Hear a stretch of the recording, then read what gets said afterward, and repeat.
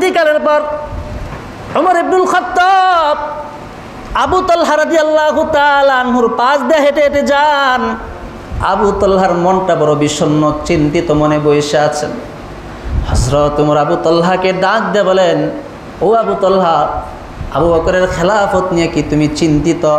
বিষণ্ণ মন তোমার, হয়তো চিন্তা দেখা যাচ্ছে, তুমি হয়তো তোমার মন পুত হয় নাই। আবু তালহা ডাক দিয়ে বলেন, হে ওমর, আবু বকরের খেলাফত নিয়ে আমি চিন্তাই করি না, সেদিকে আমার মনোযোগ না, বরং এর চাইতে তার একটা গুরুত্বপূর্ণ জিনিস নিয়ে আমি চিন্তা করতেছি। সেই জিনিসটা কি শুনবানি? ওমর বলে, বলো।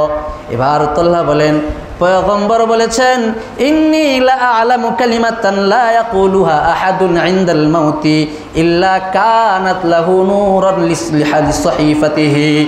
হযরত তালহা বলেন, আল্লাহর রাসূল আমাকে বলেছেন, হে তালহা, আমি এমন একটা বাক্য জানি, সেই বাক্য যদি কেউ কোনো মৃত্যুর সময় উচ্চারণ করে, মৃত্যুর সময় সেই বাক্যটি যদি পড়ে, সেই বাক্যটা তার আমল নামার জন্য নূর হয়ে যাবে। বলেন না সুবহানাল্লাহ। শুধু তাই নয়, ওয়া ইন্না জাসাদাহু ওয়া রূহাহু লাজিদানি লাহা রাওহান ইনদাল মাউত।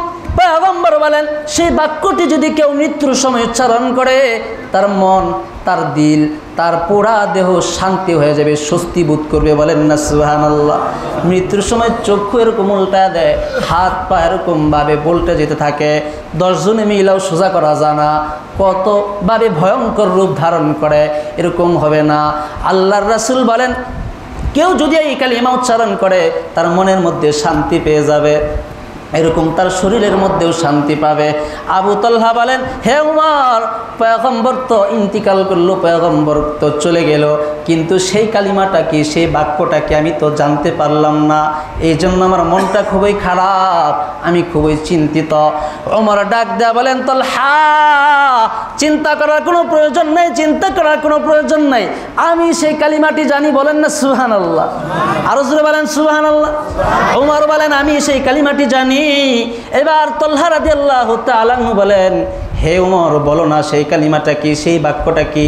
ওমর বলেন, হে তালহা, শুনে নাও, রাসূল তার সেই চাচা আবু তালেবের কাছে মৃত্যুর সময় যে বাক্যটি পেশ করেছিল, আল্লাহর রাসূল বলেছিল, হে চাচা যান, আপনি এই কালিমাটা একবার পড়েন, এই বাক্যটা একবার পড়েন, কাল হাসরের ময়দানে আমি রাসূল আপনার পক্ষে সুপারিশ করব, আমি রাসূল আপনাকে জান্নাতে নিয়ে যাওয়ার জন্য জিম্মাদারি হয়ে যাব, আমি রাসূল আপনাকে জাহান্নাম থেকে রক্ষা করব।